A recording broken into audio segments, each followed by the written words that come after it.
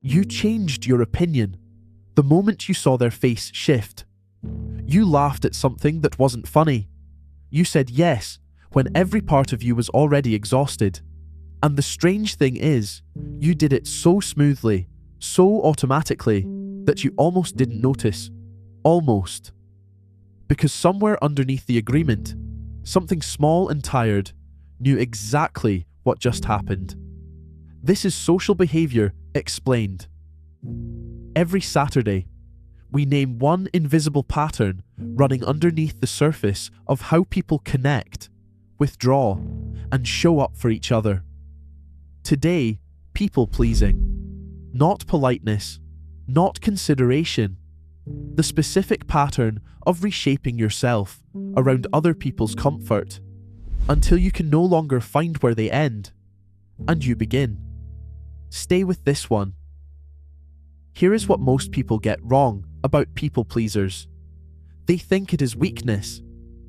That people-pleasers are simply too soft, too agreeable, too afraid of conflict to hold their ground. That is not what this is. People-pleasing is architecture. It was designed, usually in childhood, as a response to an environment where expressing your real self felt dangerous. Not dangerous like a threat, dangerous like, if I say what I actually think, something important gets taken away. Approval, safety, love, belonging.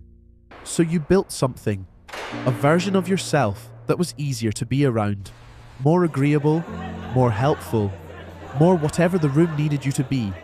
And it worked. People liked you. What you didn't realize was that the version of you they liked wasn't quite you. On Social Behaviour Explained, we call this the approval architecture, the self you constructed, not to express who you are, but to manage how others feel. People pleasers have a very specific relationship with conflict. They don't avoid it because they are weak. They avoid it because somewhere in their history, conflict had a cost. Maybe it meant someone withdrew. Maybe it meant someone got angry in a way that felt unsafe. Maybe it meant the atmosphere changed and didn't recover for days. So you learned to read the room before you spoke.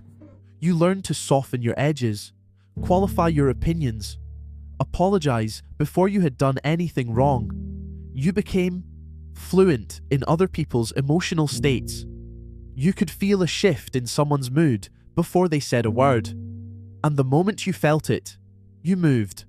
Not toward what you needed, toward what would make them comfortable again. On Social Behaviour Explained, we call this the peacekeeper tax, the constant emotional labour of maintaining someone else's comfort at the cost of your own.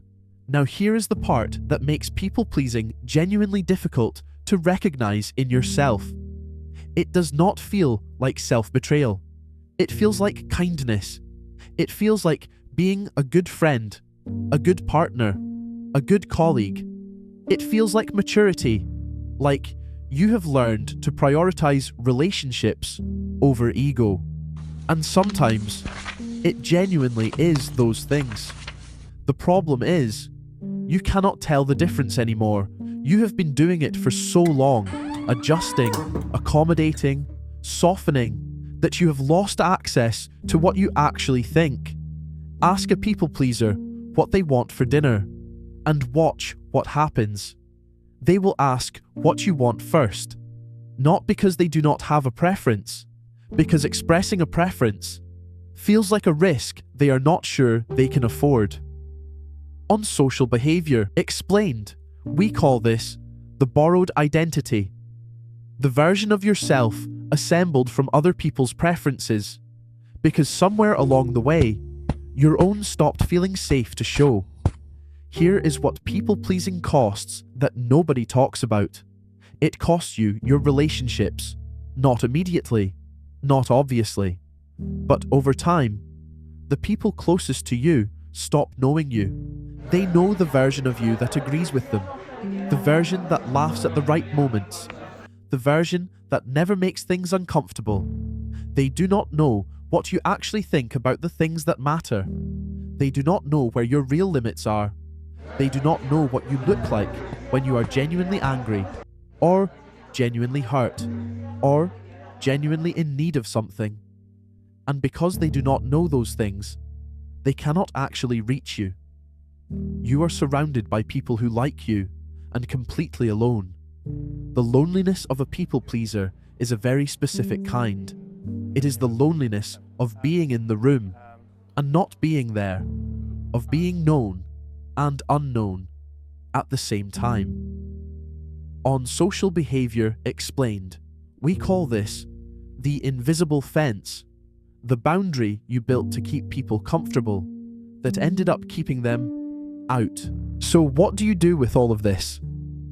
Not a checklist, not a set of boundaries to enforce overnight, because this is not the kind of thing that changes through instruction.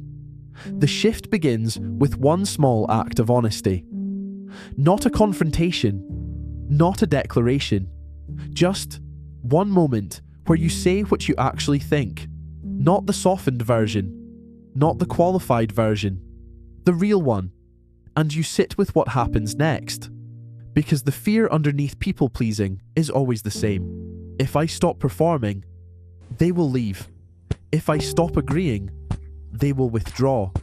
If I show them who I actually am, it will not be enough. And the only way to find out that fear is wrong is to test it, carefully, slowly. In relationships that have earned that honesty, you do not become difficult. You become real. And the people who can handle the real version of you are the only ones worth building with anyway. The approval architecture, the peacekeeper tax, the borrowed identity, the invisible fence, 4 patterns running beneath a behaviour the world calls kindness, and that your nervous system has been calling exhaustion for longer than you have admitted. A pattern you can't see runs you. A pattern you can see, you can work with. Every Saturday, we name one pattern. Subscribe, so you don't miss the one that changes something. Drop in the comments which pattern landed hardest. I read everyone. I'll see you Saturday.